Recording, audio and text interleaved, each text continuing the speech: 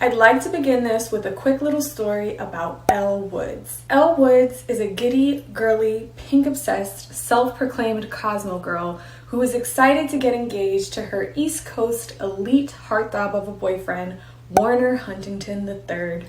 Warner dumps her because, well, she's too blonde. He tells her people will only take him seriously if he marries a Jackie and not a Marilyn Monroe. Elle is devastated. She can't believe her bouncy blonde hair and big boobs are scaring Warner off. Since when does that happen? She decides to prove to Warner that she in fact is the woman of his dreams by getting into Harvard.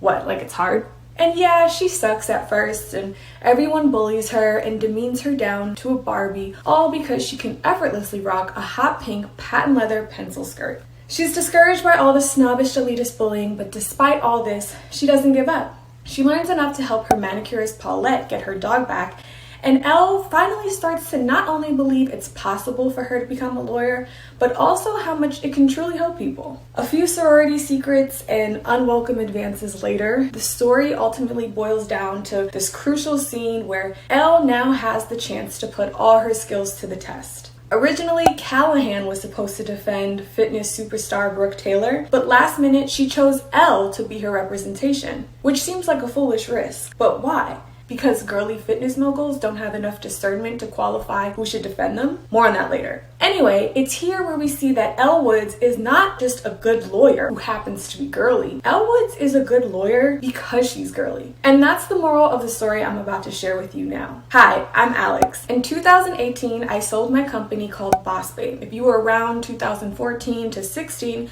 you might have remembered the internet being taken over by pink and black motivational quotes for women. Well, that was me. I wrote those quotes as a young, ambitious 23-year-old. Well, not all of them. There were plenty of, let's call them, deeply inspired accounts. But yeah, influencers posted my quotes, Kardashians posted Britney Spears. I even saw them stolen and written on billboards in Manhattan. Today, you still might see one or two of the original ones floating around on Facebook. Today, pink boss babes give a lot of millennials the ick. If I'm being honest, it gave me the ick before everybody else because I saw firsthand how fast the growth of the cultural movement was going, and I knew it would only be a matter of time until it spun out of control. In fact, last year, there were multiple articles by Forbes, Refinery29, and others officially declaring that the era was quote-unquote over. But now that the trend cycle has passed, I felt it would be a great time to talk about it again because one thing all those articles failed to mention about the pink millennial boss era was me.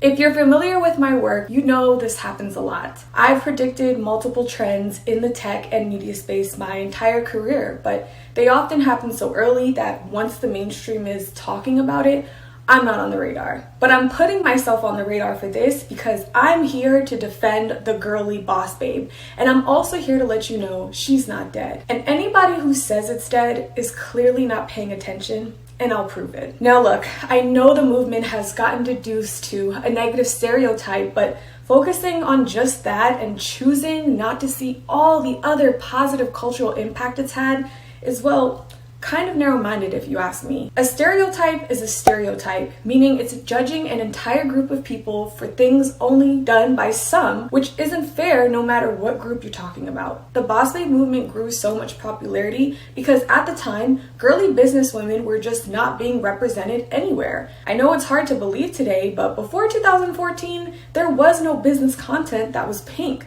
Seriously. Okay, so the story behind the account was that I was a 22-year-old girl living in California, a fresh young millennial entering the workforce, and one day I had to go to a business meeting and I really wanted to wear these new platform jellies I got.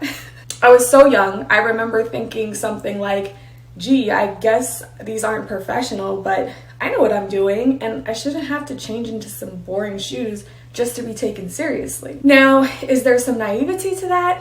Of course. What do you expect? I'm an airhead millennial in her early 20s. I probably had like a selfie stick poking out my purse. But wasn't Elle Woods also naive for applying to Harvard and buying a MacBook instead of a PC? Revolutionary, by the way. Anyway, this was the same era that millennial women were dyeing their hair pink, shaving their head, half their head like Rihanna or Cassie, and wearing bright MAC lipstick. And I just knew in very typical millennial fashion that we weren't going to want to sacrifice our girliness or our self-expression just to be taken seriously in business. And look around today. I mean, was I wrong? Look at how much not just girly millennials have forced industries to change representation, but all millennials have forced companies to accept us for who we are. Zuckerberg got to build his multi-billion-dollar business wearing a hoodie. I mean, we even got Victoria's Secret to change their models. So thank you to those clear, sparkly platform jellies. I'm so sad I got rid of them. I would still totally wear them today. Now, what I find funny is how some of the critique for the Boss Babe movement was that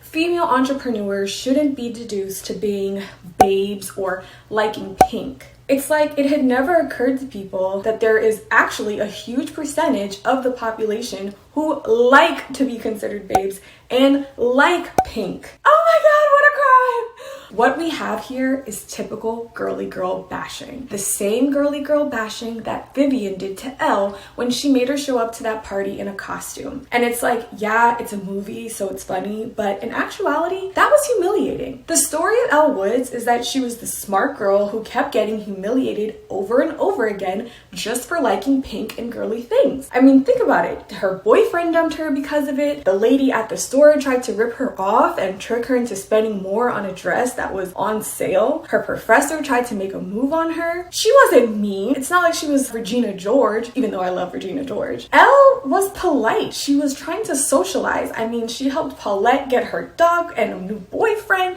Like, why do we hate Elle so much? Well, we hate Elle because Elle is a giddy, girly girl, and therefore people think she's dumb, her opinions don't matter, and she's an embarrassment to all the real and sophisticated women. So she has to do 10 times more to prove herself to be smart, competent, and qualified for the job. And that frustration was why the Boss Babe movement resonated with so many people. It was never meant to be a label to stick on every female entrepreneur that existed. It was just a safe and fun place to celebrate your inner Elle without being shamed for liking heels and purses and pink. Just to be clear, I popularized and originally trademarked the term Boss Babe as opposed to girl boss. And there's a couple nuances between them that got overlooked that I'd like to point out. For one, Girl Boss was a book, not an Instagram account. It was a popular book, but depending on who you ask, the book did not start the cultural movement. The cultural movement happened on social media with the pink and black quotes that the Boss Babes themselves shared and made into a viral sensation. In fact, it wasn't until after a couple years after Boss Babe took off that Girl Boss even started an Instagram account. The other nuance is that Girl Boss has the word girl in it, and that was a huge part of the critique. Not only is the word girl technically mean a child, which was offensive to some, but it's also gendered, which many people felt was seducing. A boss babe is technically quite different than a girl boss when you look at it. Babe is someone who is considered hot, and being hot is very subjective. Also, babe is not technically gendered. But the women who took credit for the rise of the girl boss babe cultural movement had no problem leaving me out of all the glory. And maybe that's why I didn't have much to say when they also took all the blame for the entire disgrace. The whole thing snowballed and spun out of control, and I saw exactly where the nuance got lost. The second the girly girl shamers took whiff, they sunk their teeth into it and eventually shamed women about it so much that according to the media, the movement is dead. But is it? That movement helped literal millions of women feel confident enough to start businesses, get more comfortable to add pink branding and girly messaging to their businesses and brands. To this day, there are thousands of pieces of merchandise and decor with the words Boss Babe on it on Etsy and other big brands. You'll find it proudly splashed on walls and mugs and beauty treatment rooms. When big media says the Boss Babe is dead, are they choosing to ignore the millions of women who have found comfort and empowerment in being girly and entrepreneurial? Are they choosing to ignore women like Mary Seats, who, unlike the wing that raised $146 million to open their co-working space that ultimately dissolved, Seats bootstrapped her own capital to open a 15,000 square foot bright pink co-working space in the heart of Atlanta that supports thousands of other boss babes to grow their businesses and cultivate their entrepreneurship. Are they choosing to ignore Paris Hilton, the original influencer and media mogul who has strategically built a celebutante brand in a way we've never seen and has never apologized for liking pink and sparkles and being blonde? She proudly calls herself a boss babe. It's on half of her merch. Are they choosing to ignore people like Natalie and Danielle who now operate the boss babe business and literally motivate and help millions of women a day flex their entrepreneurship muscles? Or are they choosing to focus on the few flops that only represent a tiny fraction of what this movement really did? The pink shaming got so bad that even I felt ashamed for liking girly things. I felt like I had to tone it down. I would catch myself buying pink things and then donating them. Buying pink things and then donating them. I kind of felt like, Alex, when are you gonna grow out of this? Has anyone else dealt with this? It took years before I just accepted that this streak of pink is not something I need to grow out of. It's just something I need to refuse being ashamed about. Girly things make us feel giddy, and giddy things make us feel joy. And why should we have to change that just because some people can't respect it or appreciate it? Especially if we are still getting the job done. How many more businesses do we need to build? How many more industries do we have to revolutionize? Degrees do we need to get? Accomplishments, awards. Why does it seem like no matter what we do, girly girls just can't get any respect? If you remember, Elle pretty much gave up being a lawyer after Callahan made a move on her. His advance made her question everything about her merit. Was she in the program because she deserved it or because he thought she was hot? She was so defeated that she was willing to go back to Bel Air and just surrender to being a stupid Barbie because she felt like no matter how hard she tried, nobody would respect her or take her seriously. That is a pain only a real boss babe knows. The pain that you need to throw away your clothes, change your hair, and definitely hide any pink thing you own if you expect anyone to respect you. It's the pain of feeling like being yourself will get you nowhere. There's this thread here that anything involving hair, fashion, makeup, beauty are frivolous and deserve less respect. But why? I mean, have you looked at the numbers? The beauty industry is $100 billion market and growing. But I mean, do I even have to say that? How much more makeup and beauty products have you bought since getting on TikTok?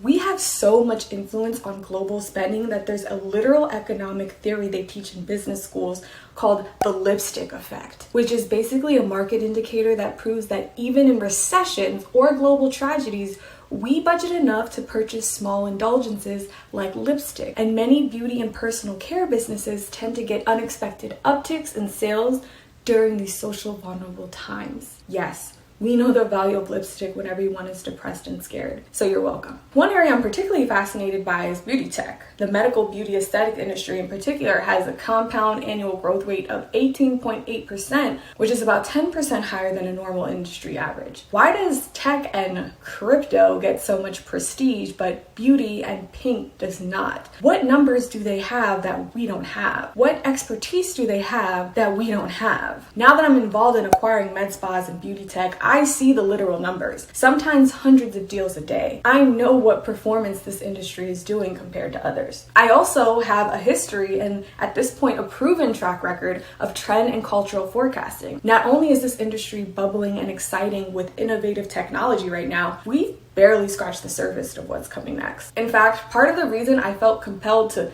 make this video in the first place was because I was honored to attend the annual Beauty Through Science event this year. As an investor, I had the pleasure of meeting women who were literal surgeons, dermatologists, chemists, women in STEM who work with some of the most prestigious cutting-edge technology out there right now, some of which is on the brink of what could very well be Nobel Peace Prize winning innovations. And yes, many of them were girly.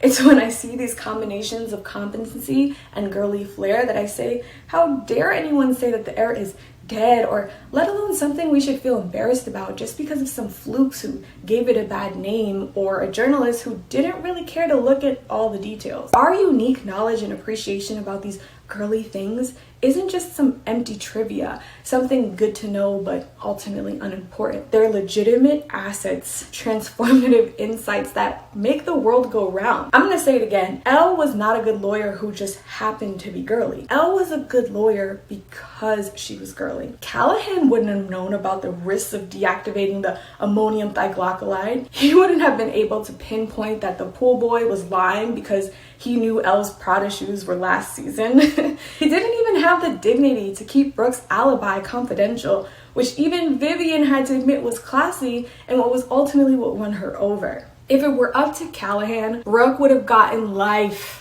I started this movement not only so that women don't feel shame for being into girly pink, chuggy, basic things, but to actually feel empowered by that, to feel assured that our unique perspectives and tastes can save lives and change the world just like anybody else's. And it doesn't matter how masculine your job is. I don't care if you're a beauty mogul, a housewife, a lawyer, a plumber. It doesn't matter. We all deserve to feel giddy and girly if we want to, and we shouldn't let anyone take that away from us. Please take away our lip gloss and iced coffee. They don't want those problems. Anyway, despite what the articles say, I'm proud of the positive ripple effects this movement created. And yes, I started and sold a business, but that was really just a tiny part of what this whole movement was about. What it really did was make millions of women feel comfortable to turn business pink. And you don't need to be wearing pink literally to turn something pink. You can just be the person who wants to show up to the business meeting in an outfit that doesn't look like it was something your mom was forced to wear. You could just be the CEO who wants a fluffy iPhone case, or the social media freelancer that wants to wear platform jellies. The point is, you don't have to be a squealing blonde bimbo, although it's amazing if you are. You can just be the person who knows that people might shame you for your girly tastes and interests, but you do it anyway. That's brave, that's authentic, and like Paris Hilton says, that's hot.